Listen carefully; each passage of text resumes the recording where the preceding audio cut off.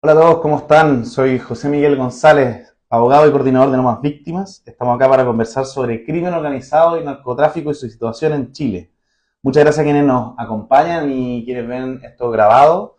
Muy importante saber y manejar bien lo que es el crimen organizado, conocer algunos detalles extra en nuestra situación actual de crisis de seguridad, pero sobre todo porque el dato mata relato. Y para eso tenemos con nosotros hoy día un gran especialista, Pablo Ceballos, quien es licenciado en Administración Superior de Seguridad Pública, fue oficial de Carabineros durante más de 20 años, enfocado especialmente en temas de inteligencia.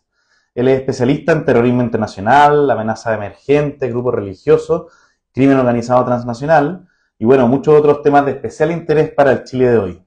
Tiene una amplia experiencia investigando estos campos, asesorando a varios organismos relacionados y también es autor de este gran libro que les recomiendo leer, excelente, Un virus entre sombras, la expansión del crimen organizado y el narcotráfico en Chile, de la editorial Catalonia, del 2024, si no me Sí, equivoco. 2020. Así es, muy reciente. Muchas gracias, Pablo, por estar aquí con nosotros hoy día. Gracias a ustedes.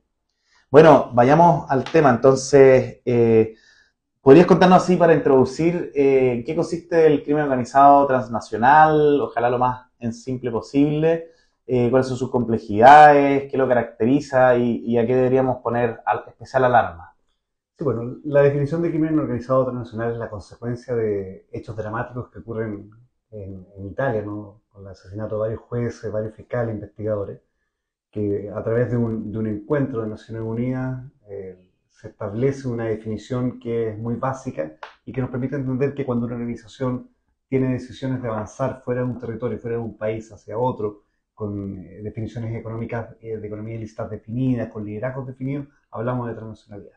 Entonces, al ser un concepto muy amplio, todo puede ser crimen organizado transnacional o nada puede ser crimen organizado Claro, transnacional.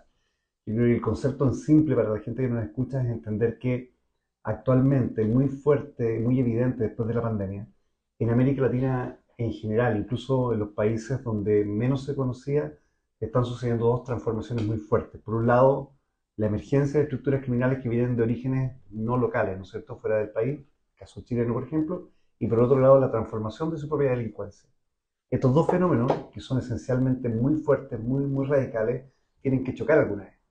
Y ese choque es lo que preocupa más a las democracias, a los estados de derecho, por varios claro. motivos que vamos a conversar más adelante, pero que en definitiva lo que significa es que para que una organización sea más atractiva que otra, tienen que recurrir a un método. Y el método que estamos observando aplicado en Chile, en Costa Rica, en Uruguay, en Ecuador, en Perú, es una violencia racional, Mm. desmedida y que afecta muy fuerte a las sociedades ante una retracción evidente que hemos visto en los últimos años del Estado en casi todos los países de América Latina. Claramente, o sea, por ahí va la cosa que podríamos estar observando en Chile, esta escalada de violencia irracional como desconocida para nosotros esa escala.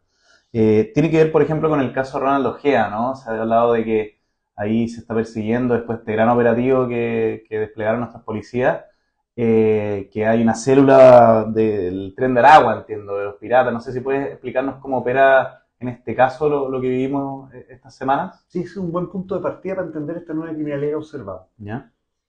El tren de Aragua, según todos los informes que nosotros conocíamos, etcétera, surge de estas áreas grises de negligencia y corrupción que existían en el Estado venezolano, sobre todo en el ambiente carcelario. El ambiente carcelario es un ambiente de Mm, infierno en Venezuela, al nivel que el año 2004 el presidente ese entonces, Hugo Chávez, declaró la situación penitenciaria de Venezuela como una emergencia carcelaria. O sea, en pocas palabras, el Estado no tenía control sobre eso.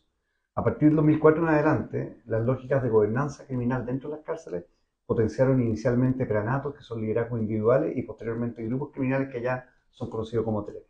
Estos mm, grupos pasaron todos los años el periodo más complejo, donde había escasez alimenticia, problemas sociales que iniciaron las primeras migraciones. Estos grupos se potenciaron muy fuerte al alero o la corrupción o la negligencia del Estado. Pero en 2017, los informes oficiales, ¿no es cierto?, que nosotros hemos visto, que son públicos, establecían que en Venezuela existían 19 megabandas y 18.000 grupos criminales. Y esas 19 megabandas, en su característica, se denominaban megabandas porque tenían vinculaciones cárcel-estado libre, pero no mm. tenían esa vinculación extraterritorial. Eran estructuras criminales locales de Venezuela. ¿Qué sucede entre el 2019, que es 2017, que es esa definición, lo que vemos ahora? Se produce una cantidad muy considerable de personas que huyen de las condiciones de violencia, de escasez alimenticia que tenía Venezuela, y un tiempo después esas oleadas migratorias son tan masivas que ningún país puede retenerlas, y se inicia un mercado ilícito que es el ingreso irregular de migrantes hacia otro país. Lo que hace el Tren de Aragua es potenciar ese mercado. Toman el control de esas trochas irregulares y de ser una estructura local, emergen como una estructura con vocación transnacional, pero además que ganan mucho dinero producto de eso. Ah, Extorsiones, pago de paso, prostitución en condiciones obligadas o de semiesclavitud, cosas terribles, ¿no es mm, cierto? Y esta estructura va avanzando, avanzando por diferentes países. Lo que logra es potenciar una marca desconocida como una marca muy poderosa dentro del ambiente criminal.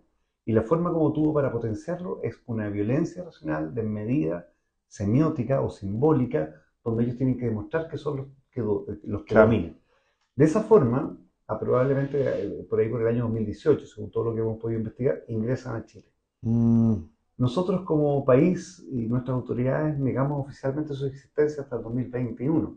Entonces, chuta. esos 3 años que negamos que existían en Chile, pero que operaban en Chile, les sirvió mucho para crecer.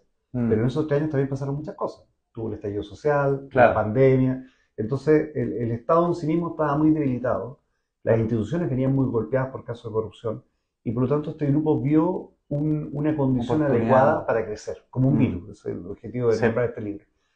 Y en este crecimiento, este grupo ya no es el mismo, se convierte en un complejo criminal. ¿Y por qué le llamamos complejo? Porque si bien tiene estructuras que son muy organizadas, jerarquizadas, hay otras que pueden ser franquiciadas o más autónomas. Y ya, por eso nosotros hablamos de facciones.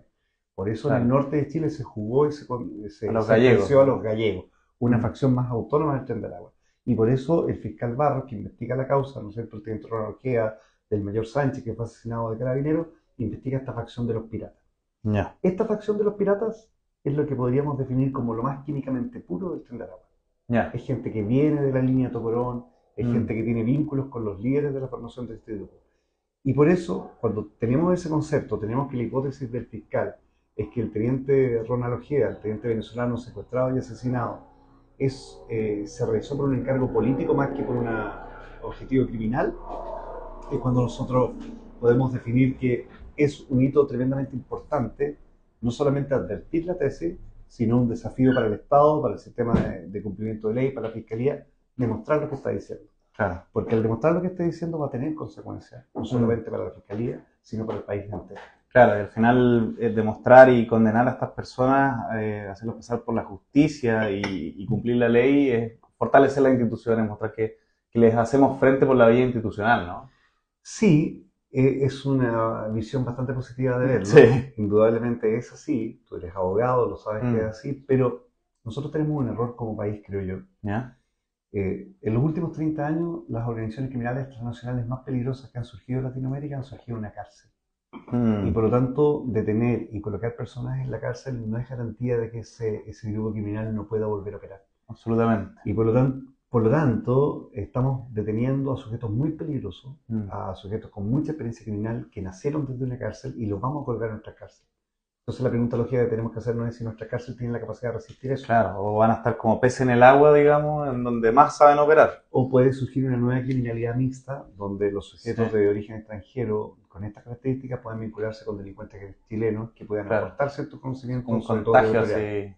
Bueno, se Y, expande el virus. y eso es lo dramático. Oye, pero me interesa mucho que entremos al fenómeno de la realidad carcelaria, unas preguntas que tenía preparadas, pero antes explicar como cosas más básicas. Aquí el crimen organizado es un gran negocio ilícito, ¿no es cierto? O sea, y quizás explicar que no solamente es narcotráfico, tú bien contabas que hay algunos giros ilícitos de los que ya se lucra, digamos, como esto del el paso fronterizo, bueno, la prostitución que también puede surgir, entonces, hay que seguir el dinero, me imagino. Si podemos explicar un poco esa dinámica como económica, que es súper importante entender. Sí, es muy interesante. Yo creo que todos nosotros nos centramos en la estructura criminal, el nombre, el Chapo Guzmán, el Claro, PCC. Son personas que han llegado a la cúspide de una economía ilícita.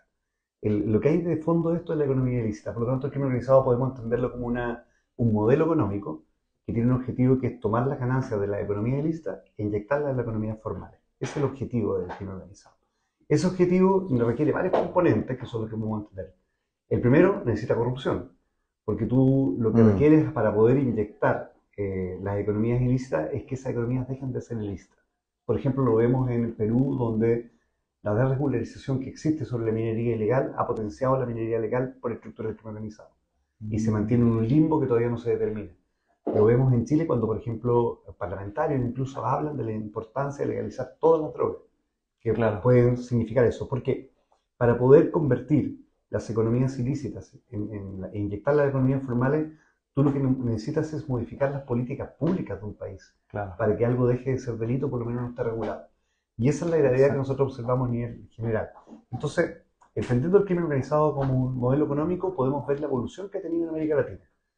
Yo creo que la primera ola del crimen organizado surge con algo que todos vieron en televisión y incluso algunos se creyeron como él, que es el modelo del cartel de Medellín, ¿no es cierto?, de Pablo Escobar. Claro.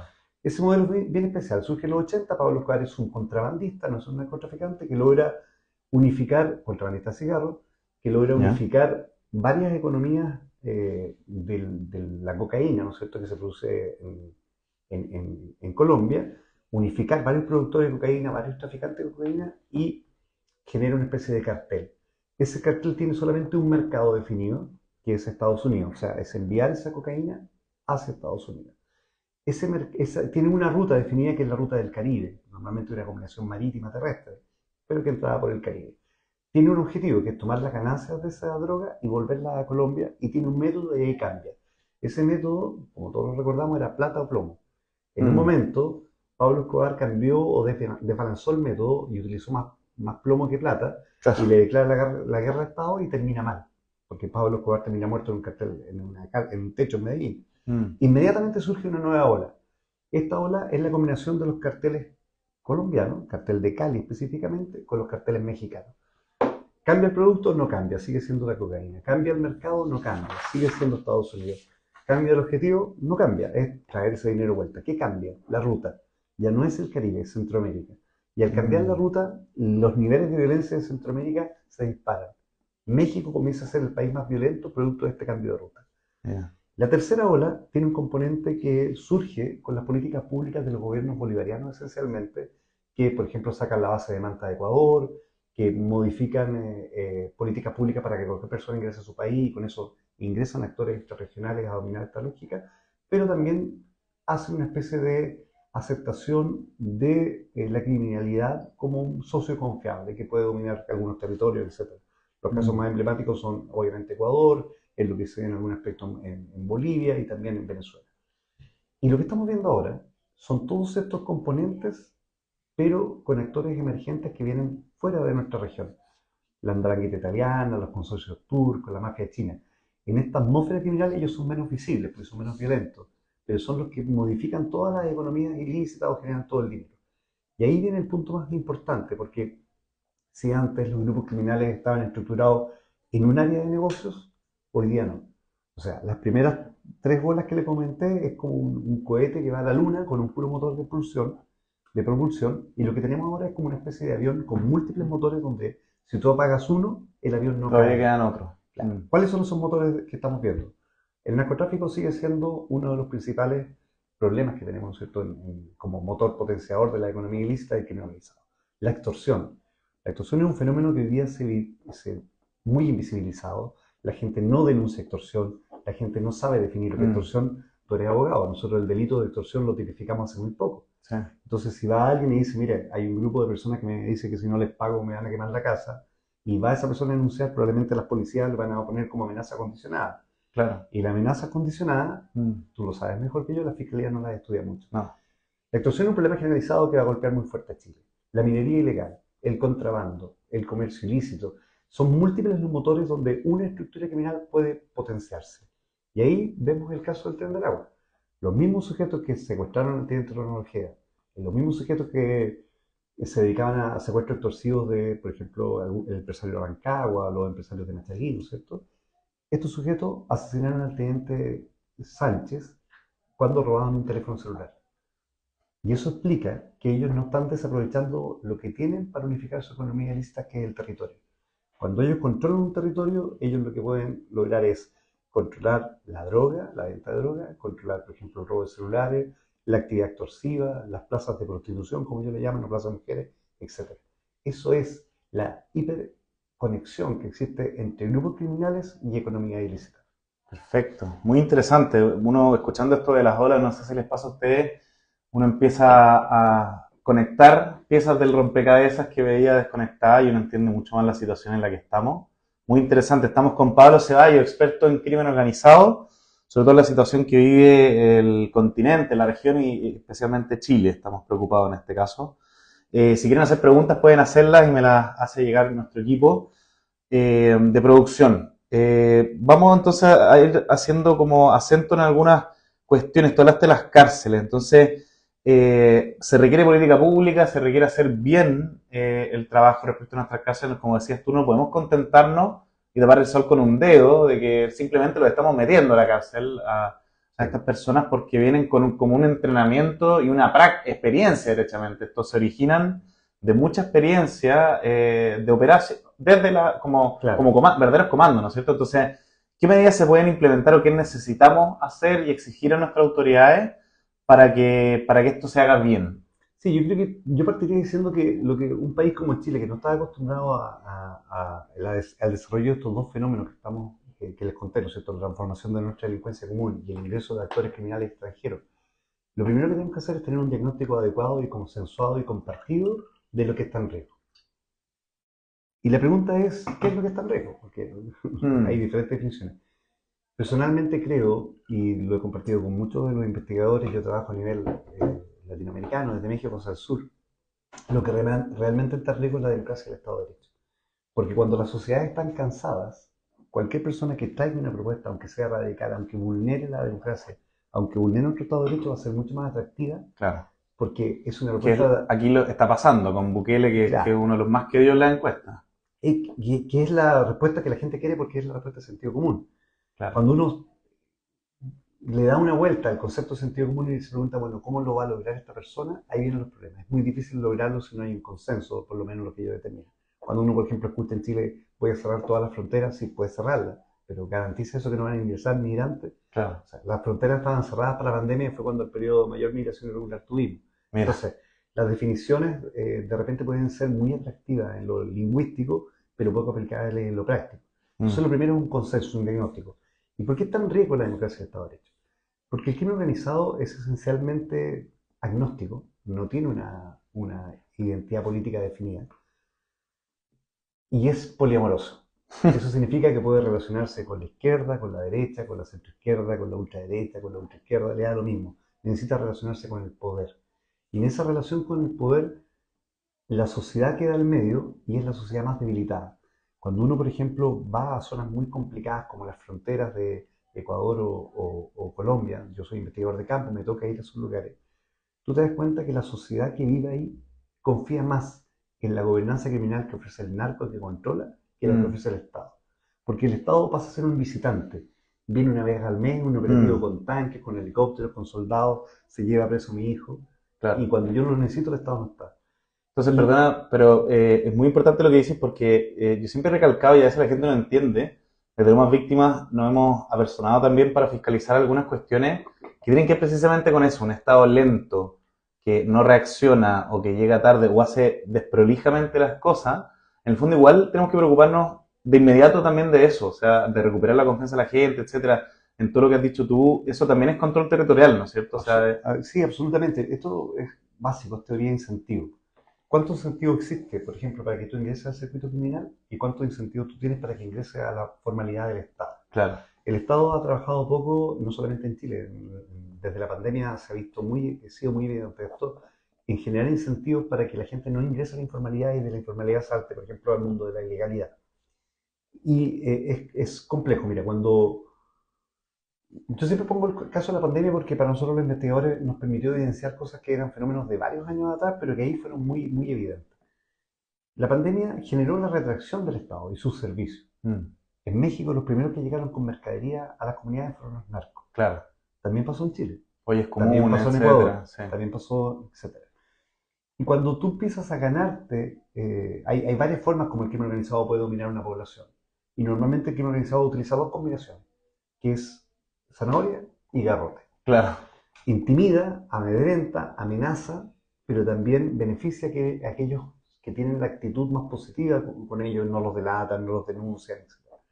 El Estado no puede perder espacios en comparación al crimen organizado, porque el concepto que quizás deberíamos tener todos es que cuando el Estado sale de un lugar, ese lugar no queda vacío. Alguien va a querer controlar ese lugar. Mm, En muchas ocasiones el Estado lo representa una junta de vecinos. claro. En muchos lugares el Estado lo representa, por ejemplo, un grupo de fútbol, ¿no es cierto? Un club Y, deportivo. y eso es porque estamos pensando, a ver si sigo la idea, en Estado de Derecho, es decir, el como, La comunidad. claro, La el comunidad. respeto de unas ciertas reglas comunes compartidas, que no llegamos y tiramos la basura, ensuciamos, cometemos delitos, pasamos a llevar al de al lado. Eso lo puede hacer un organismo público del Estado que también garantiza servicios básicos, etcétera, o una comunidad organizada, ¿no es cierto? Sí, lamentablemente con estos procesos de retracción muy evidentes del Estado formal, el que conocemos, ¿cierto? Las Claro, autoridades, en algunos lugares es la comunidad organizada la que ha suplido la presencia del Estado. claro, Pero cuando la comunidad organizada no tiene todas las condiciones, o es más débil, o no tiene la fuerza de hacerlo, entra otra estructura criminal que puede exacto. suplantar, no solamente a la comunidad organizada, puede suplantar al Estado. Mm, Cuando tú ingresas, por ejemplo, a algunas zonas controladas por el crimen organizado, en Brasil, en Perú, en Chile, etcétera, tú te das cuenta que la gente se siente segura porque el grupo que domina el claro. barrio es el grupo más poderoso. Mm, Y saben que pues, como es un grupo criminal poderoso, no va a venir otro grupo a pelear ese barrio. Y claro. tienen cierta tranquilidad. Eso no puede ser. Y eso es lo que uno empieza a evidenciar en forma muy común en otros lugares. Mm, Y después surgen las ideas, ¿no es cierto?, más complicadas de alguien que desde el populismo puede decir, mira, yo voy a terminar con la delincuencia. Todas las investigaciones que nosotros hemos hecho en América Latina establecen que cuando bajan radicalmente los niveles de homicidio, que es un indicativo para saber qué tan penetrado está el crimen organizado, pueden deberse a dos motivos. Y los dos son dramáticos. mm, El primer motivo es que la estructura criminal que estaba luchando por un territorio ganó el territorio, por lo tanto ya no necesita matar a nadie más. Y eso puede ser una baja de claro, por qué bajar los homicidios, que es dramático, ¿no es cierto? Y el otro motivo es porque la autoridad, para bajar los homicidios, haya tenido que pactar con la estructura criminal claro. y haya tenido que ceder espacio. Esos dos motivos son complejos y tienen que ser estudiados con mucha cautela, con mucho Sí, cuidado. sobre todo te lo voy a preguntar, creo que vas para allá, porque alguien podría decir, bueno, yo estoy dispuesto, en la medida que me garanticen, hoy la gente, nosotros hemos estado con personas que te contaba antes que vivieron turbazos en sus casas a mitad de la noche, digamos, 2, 4 de la mañana, adultos mayores los agredieron, los amenazaron de muerte, ellos ya estaban enrejados, encerrados en su casa, entonces uno pierde la tranquilidad básica. Hay mucha gente viviendo en un estado de alarma, ¿no es cierto? Entonces, Sí. sin extenderme más, teniendo a ese tipo de personas como generalizadamente en la población hoy en Chile, quizás dirían, bueno, yo, el que me resuelva el problema, Yo, aunque sea de esa manera drástica, yo le doy el apoyo, digamos. sí, pues eso es lo más lamentable de todo Claro, y es cada vez más fuerte. El tema es quizás lo más dramático que esos son momentos o podríamos decirlo, son pactos frágiles. O sea, ese estado de tranquilidad que puedes lograr producto de algo que no es la vida adecuada, no te garantiza una continuidad en el tiempo. Y mm, cuando se rompe ese pacto, ese acuerdo, la violencia que tú te evitaste durante un tiempo puede no solamente experimentar un alza, sino puede ser tres veces peor a lo que tú viviste. claro. Entonces, ¿cómo se fortalece esto? Porque es la gran pregunta. Bueno, yo creo que aquí todos tenemos algún nivel de responsabilidad. Los padres con Mm, sus hijos, los hijos con sus padres. Tenemos que la responsabilidad del Estado, por ejemplo, por lograr volver a reinsertar en la escolaridad a aquellos niños que fueron desescolarizados durante la pandemia y que no se han podido recuperar, que son niños y adolescentes que podrían ser el caldo de cultivo del crimen organizado, porque a diferencia de la delincuencia común, el crimen organizado busca perpetuarse en el tiempo. Y para lograr la perpetuación en el tiempo necesita rápidamente reclutar a niños y adolescentes a su mm, circuito criminal. Entonces, si tú tienes niños desescolarizados, fuera del colegio, o escuelas donde los útiles no están llegando, o llegaron a fin de año, claro. o donde se gotea, o donde el niño tiene que caminar 5 Mm. kilómetros para llegar al colegio, O se suspenden las o se clases, suspende la derechamente. clase, o hay una toma que no te dejan Sí, tomar. Todas esas cosas son las formas como deben recuperarse. Siento que el camino más adecuado no es solamente pedir al gobierno que haga las cosas. Muchas veces los gobiernos tienen algún seco ideológico, alguna visión diferente de las cosas, y por lo tanto tienen tiempos donde las prioridades son distintas. creo que el componente más fuerte es fortalecer las bases sociales Mm, que tiene una comunidad desde su perspectiva más básica, ¿no es cierto? Y evitar que esas bases sociales comunitarias sean contaminadas por la criminalidad, que yo creo que es la gran amenaza que vamos a tener en Chile los próximos 10 años. Integrantes de narcos que quieran dominar una junta de vecinos, porque hay un mito que hay que romper. El narco no va por corromper al presidente o al diputado o al senador inicialmente. El narco parte por las estructuras más claro. básicas. Necesita penetrar fuertemente, por Los ejemplo. concejales, junta de vecinos, las Absolutamente. primeras unidades respecto al ciudadano. La contaminación del tejido social, como toda infección, no parte en forma brutal, Mm, parte de a poco, pero se va ramificando hasta el nivel donde tú te das cuenta que estás completamente contaminado. mm. Y que es difícil revertir. Hay una etapa de la criminalidad organizada de penetración del tejido social donde tú ya no puedes evidenciar dónde está el crimen organizado. Una especie de soft power o poder Mm. suave, donde genera cambios en las políticas públicas inexplicables, donde van cambiando la legislación de tal forma que ayudan en el fomento de la economía ilícita.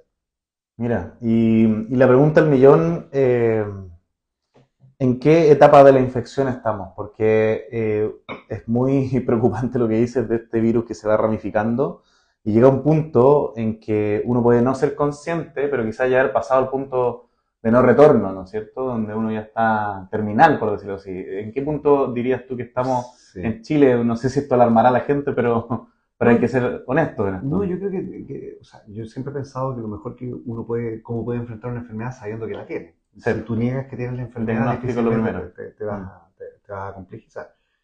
Yo creo que hay formas de verlo, ¿cierto? Si nos comparamos con otros países de la región, obviamente podemos, si nos comparamos con el país más complicado, podemos decir que todavía estamos muy bien. Yo creo que la forma que tenemos es compararnos con nosotros mismos. Si comparamos este Chile con el Chile que teníamos un tiempo atrás, efectivamente estamos en fenómenos nuevos. No es que este fenómeno ya lo hayamos visto, son fenómenos absolutamente nuevos. Y estamos en un momento que todavía hay espacio de tiempo para hacer cosas. ya. Ese espacio que tenemos de tiempo se debe principalmente a que, independiente de todo lo que ha sido dañado por casos de corrupción, nuestra institucionalidad es todavía bastante resiliente en Mm, comparación a institucionalidad de otros países. Tenemos también un compromiso social diferente. Cuando en Chile hay un terremoto en la zona central, una señora camina no sé cuánto para enviar unos fideos hacia la zona afectada, lo mismo que hace una sí, señora en Punta Arenas. es Eso verdad. no se ve en otras comunidades. Y quizás eso son cosas súper importantes que uno podría rescatar. Pero no podemos jugar con el tiempo. No, El crimen organizado no perdona el tiempo y por lo tanto creo que hay espacios que tenemos que hacer. Y como somos un país muy amplio, muy diversificado, hay zonas que están muy complicadas, donde estamos casi en un nivel de un punto de no retorno, y mm, hay otras donde todavía esto no ingresa. Y eso es complejo, porque ahí viene el gran tema que todos conversan. Bueno, ¿esto es percepción o realidad? claro. Para la gente que vive en Las Condes y en Vitacura, esto es percepción. Para la gente, excepto que te hagan un portonazo o que te roben el auto de la salida de tu casa. Pero para la gente que vive en Conchalí, en Independencia, esto es realidad diaria. Mm, Es gente que tiene que acostarse más temprano, que tiene que encerrarse en sus casas, que sabe que están extorsionando, que no sabe cómo van a claro. denunciar, que no confían en nadie. Entonces, no podríamos tener definir el nivel único en que se encuentra el país, pero yo creo que eso es un punto muy importante, porque al Mm, no poder definirlo, tenemos la posibilidad todavía de priorizarlo. claro. Y las políticas públicas, más que centralizadas en forma jerárquica en un país, tienen que estar específicamente centradas en los territorios más afectados. Mm, Por ejemplo, la comuna de Independencia. Veamos la comuna de Independencia como un ejemplo, o Conchalí. ¿ya? Tenemos los datos, por ejemplo, de los niveles de niños que están descolarizados. Porque Mm, un caso es el dato que tiene el Ministerio de Educación, pero uno tendría que hacer una bajada. Por ejemplo, esos niños que claro. están yendo al colegio, ¿están yendo para buscar el almuerzo o están yendo para ir a estudiar? Mm, Porque hay algunos casos donde los niños van, toman el desayuno, se retiran, vuelven al almuerzo. Entonces, tenemos que ver esos efectos, esos puntos específicos para tener una especie de panel de control que nos dé la claro. alerta a tiempo Una fotografía clara desde la que partir. y que además nos indique las variaciones, los cambios, ¿no? Mm, Hay un fenómeno que se está dando en la zona centro-norte de Santiago bien interesante, que es el surgimiento de protobandillas, mm, de niños muy jóvenes, 12, 15 años, ¿cierto? Que algunos de ellos, por ejemplo, son hijos de migrantes nacidos en Chile y no se mm, sienten ni chilenos ni del país donde proviene su papá. ¿Qué es Mira, lo que los une y los agrupa? Una marginación social, no sentirse claro. parte de nada. Mm, ¿Cómo estamos llegando a esos niños, por ejemplo? ¿Cómo vamos a convertir a esos niños en buenos ciudadanos? ¿Cómo les claro. vamos a dar instrumentos? ¿Cómo nos vamos a sacar de esos niños los próximos carabineros, los próximos gendarmes?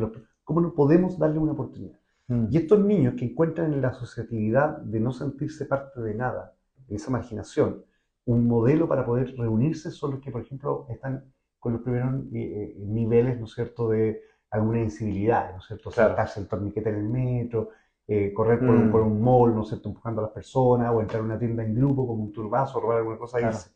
Pero de que esa protopandilla se convierta en una estructura criminal o delincuencial inicial y después un grupo de crimen organizado transnacional mira a esa como una posible división Claro. juvenil de sus operaciones, bueno, Exacto. eso es un paso muy rápido.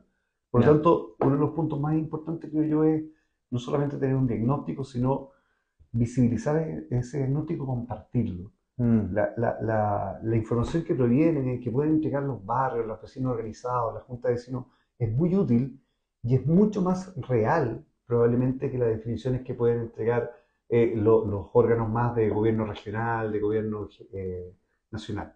Es lo mm. que yo pienso. Sí, pues hay que estar coordinado. Esto tiene que ser, eso aparece mucho a lo largo de tu libro, una política de Estado, bien focalizada, que tenga toda esta arista. Me gusta también que lo que recalcas que y que ha salido ahora en la conversación, de que es una combinación de garrote, digamos, enfrentar frontalmente, donde hay que enfrentar control territorial, que tiene un componente del Estado, también de las organizaciones comunitarias, también educación, es decir, a Sí. nivel de prevención, de rescatar y competir por esas posibles soldados, ¿no es cierto?, reclutados.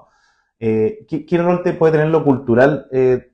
Creo que algo ibas para allá, por ejemplo, me recuerdo mucho algo que he escuchado, que esta pertenencia por la no pertenencia de personas que no se sienten parte de aquí ni de allá, como lo describían estas protopandillas, para el 2019 y toda esa crisis de orden público que vivimos, más allá de los componentes sociales de protesta, se repetía mucho como por fin me sentí parte, como Mm. que vi que éramos varios y esto era contra la autoridad, como que ahí quizás fue un momento como de explosión de esos fenómenos. ¿Crees tú algún rol eso? Sí, yo creo que sí. Yo creo que tenemos varios componentes que son que corresponden a la época que nos toca vivir. Por ejemplo, las redes sociales Mm. potencian tanto estructuras criminales muy fuertes o tendencias de pertenencia o asociatividad que puede ser compleja. Eso es lo de la narcocultura, La ¿no? Se reproduce por narcocultura, ahí. exacto, sí. Mm. Y ahí viene el punto esencial. Yo creo que cuando un Estado reacciona contra la delincuencia, la transformación, la seguridad, la transformación por el crimen organizado transnacional, solamente con represión y violencia o con represión y acción fuerte del Estado, eso no está mal. Probablemente es un camino, pero es un camino reaccionario. Y como lo he dicho más de una vez en la entrevista, el crimen organizado quiere proyectarse en el tiempo. Y las reacciones son por efectos inmediatos. Mm. Lo que nosotros tenemos que tener es políticas públicas de largo aliento para Claro. revertir este incentivo. Y en esa política pública de largo aliento, revertir ese incentivo es como parte del libro, si me permiten leerlo. Yo Adelante. fui 20 años oficial de carabineros y todos se enojaron Mm. porque no le dediqué el libro a los carabineros ni a los fiscales. Chuta. Porque el libro dice a los hombres y mujeres que con sus esfuerzos anónimos luchan diariamente por proteger nuestra infancia del influjo del crimen organizado. Sus armas, la educación y el ejemplo, el campo de batalla, las aulas, las escuelas y los colegios de la zona donde el miedo y la impunidad crean una frontera peligrosa de cruzar. Y ahí yo sumaría aún agradecimiento más a las personas que luchan contra el crimen organizado. Son las familias que todavía Mm. tienen esa lógica de conversar estos temas con sus hijos, de tratar de buscar soluciones a los problemas de identidad que esta generación está Así teniendo, es. y eso es fundamental. Es súper importante lo que dices. Yo hice mi práctica en la Defensoría Penal Pública y una cosa que nunca he olvidado es que en jóvenes que están ya muy, digamos, muy ajenos a la dinámica de la sociedad, como se dice, muy extrañados de la sociedad, muy desencaminados, uno de los factores que más pesaba para evaluar si es que podían reinsertarse a la sociedad, estos informes que se hacen en gendarmería, socioemocionales, era el rol de su familia. Es decir, si existía algún vínculo positivo que sirviera de factor de protección para, entre comillas, reencaminarlo, acompañarlo. Es impresionante que en la familia y la red, que hoy se encuentra bien debilitada quizá, hay parte importante de la solución, ¿no? Mucho, y el concepto de familia tampoco tiene que ser la familia tradicional. En realidad, muchas veces son las abuelas las que protegen a sus Exacto. nietos, son el padrino que cuida mucho Una a su hijo, una vecina. vecina, etcétera. Sí. Y en realidad el concepto el concepto básico, lógicamente, es la familia, ¿no es cierto? Como una especie de núcleo, pero el concepto de una sociedad y una comunidad organizada también es un concepto importante. El desafío es complejo, es un desafío nuevo, pero lo que da un poco de angustia, que yo creo que más de alguien la debe sentir, es cómo nosotros, que somos herederos de la construcción de un país que ha tenido una historia difícil en muchos aspectos, hoy día vemos como este país ya no es lo mismo que queríamos de país. Y eso tiene mucho que ver también con quizás factores como tener un poco de miedo, un poco de cobardía de poder reaccionar y decir las cosas y hablarlas como son. Porque hoy día el miedo a la funa, el miedo a que te Mm, busquen todo tu historial para poder sacarte algo y publicarlo en redes o atacarte o inventarte cosas, es muy amplio. mm, Hoy día hacer, por ejemplo, tomar la decisión de ser política, de hacer buena política, es muy importante. Chile no requiere menos política. mm. Lo que Chile requiere es mejor política, una capacidad de Exacto. conversar, de entender que el problema que nos afecta, como el crimen organizado, todas las sensibilidades políticas que quieren ser gobierno en los próximos 30 años van a enfrentar el mismo problema. ¿Por qué no nos ponemos de acuerdo ahora y Claro. no perdemos el país como se perdió en Ecuador o como se está perdiendo en Perú en algunos casos? No, a mí me parece lamentable porque yo siempre he pensado que en una democracia es muy legítimo que existan diferencias de todo tipo a lo largo del arco Es político, muy es lo que es necesario además. el pluralismo que caracteriza a una sociedad. Pero no entiendo cómo puede persistir todavía una diferencia, como dices tú, de diagnóstico en torno a seguridad, porque en el fondo, cuando se cae el Estado de Derecho, en verdad ni siquiera el debate es posible. Entonces, creo que hay que persistir en eso, en que la unidad y políticas de Estado, digamos, transversales en estos ámbitos son más que urgentes y necesarias. Pero con una buena noticia te digo que creo que estamos avanzando rápido en eso. Qué ¿Ya? bueno. Hay esperanza. Desde que yo que escribí este libro como ¿Ya? elemento de medición a cómo es el discurso político hoy día respecto a este fenómeno, creo que avanzamos. Qué Y bueno. al final, ¿Y en qué lo ves, por ejemplo, tú? mira, lo veo esencialmente en la disminución de estas ideas o soluciones milagrosas que son impracticables. Mira, Ya. yo voy a hacer la cárcel isla más grande de Chile sin saber Mm, cómo vas a llevar agua a la cárcel o si los gendarmes van a querer estar ahí o no, claro. o voy a hacer la cárcel en el desierto, me da lo mismo que coman. O sea, ese tipo de políticas, de ideas, ¿no es cierto?, que surgen muy atractivas en un momento complejo han disminuido. Y lo que ha aumentado es que para poder hacer cualquier cosa hay que llegar a acuerdos. Mm, Ahora, no podemos perder el tiempo en los acuerdos. Esto tiene que ser relativamente rápido y yo creo que ahí las definiciones están claras. Tenemos un problema carcelario muy grave que tenemos que definir, tenemos un problema mm, con nuestros puertos, y lo explico en un minuto. Nosotros vamos hacia el sí. Pacífico y el valor de la droga en Mm. Oceanía, de la Sí, cocaína, tú dijiste, iba a explicar eso creo, porque las primeras oleadas tenían más a Estados Unidos como el protagonista, pero entiendo que ahora hay mercados muy grandes en Oceanía, en lo Asia. que comentamos un tiempo atrás. Lo que genera violencia en Centroamérica es que cambia una ruta. Claro. ¿Ya? Y las rutas cambian por varios factores, no sé, por seguridad o porque la variable de la demanda del producto que se está enviando cambia. Bueno, la variable del producto que se está enviando a Estados Unidos, que es la cocaína, ha cambiado. Hoy día Estados Unidos ha dejado de consumir cocaína porque entraron otras drogas mucho más fuertes en el consumo, como la droga sintética esencialmente. Y por lo tanto, el valor de la cocaína, de la droga de cocaína, de una dosis de cocaína, es bastante bajo para la rentabilidad criminal. Si tú esa misma dosis la puedes vender en Australia o Nueva Zelanda, le puedes sacar 10 veces más que lo que la podrías vender en Estados Unidos. Y por lo tanto, los puertos del Pacífico son sumamente importantes en esta Mm, reconfiguración del crimen organizado. Y como yo lo dije hace un par de minutos y lo vuelvo a decir, cada vez que cambia una tendencia de ruta, también cambia la violencia en la zona donde esa ruta claro. pasa. Sí, tremendo. Bueno, gran desafío tenemos ahí. Son varias cosas. Yo me quedo con que hay una faceta de control territorial que es súper importante de disputar desde el principio, tanto estatal como vecinalmente. Tenemos que poner atención a los puertos, que imagino un tremendo desafío en un país tan larga y angosta franja de tierra que es Chile. También hay un desafío en nuestras políticas públicas que tienen que ser de calidad y tienen que estar a tiempo. Tenemos que partir de un diagnóstico compartido. Hay un desafío en la educación, en la familia. Hay un rol que se cumple por cualquier ciudadano en ese ámbito donde nos estamos jugando todo. Y bueno, la organización vecinal. No sé si quieres sumar algún último factor para hacerle zoom para ir cerrando. Sí, yo creo que la sociedad tiene un rol muy importante en observar los fenómenos de corrupción, que no solamente es Absolutamente. política, también es puede ser judicial, puede ser de la empresa privada, puede ser incluso de los mismos segmentos de organización de base, ¿no es cierto?, en las comunidades, es muy importante. La corrupción es un gran aliado del crimen organizado. Claro. Sin corrupción no hay crimen organizado. Qué fuerte. O sea, cualquier, digamos, incumplimiento de las reglas, cuestión que se haga tras bambalinas, por debajo de la mesa, es una ventana para aprovechar para el crimen organizado, ¿no? O sea, la corrupción asociada al crimen organizado tiene solamente un objetivo, que es modificar las políticas públicas para que las economías ilícitas puedan ser inyectadas, las ganancias de esa economía, en la economía Claro. formal. Perfecto. Bueno, varios factores, harto trabajo por hacer, pero hay esperanza. Aquí Pablo ve que ha ido mejorando un poco el discurso público. Estas cosas al menos nos estamos empezando a urgir al nivel que tenemos que urgirnos. Y eso yo creo que es positivo. Te agradezco, Pablo, por tu tiempo. Ha sido muy interesante la conversación.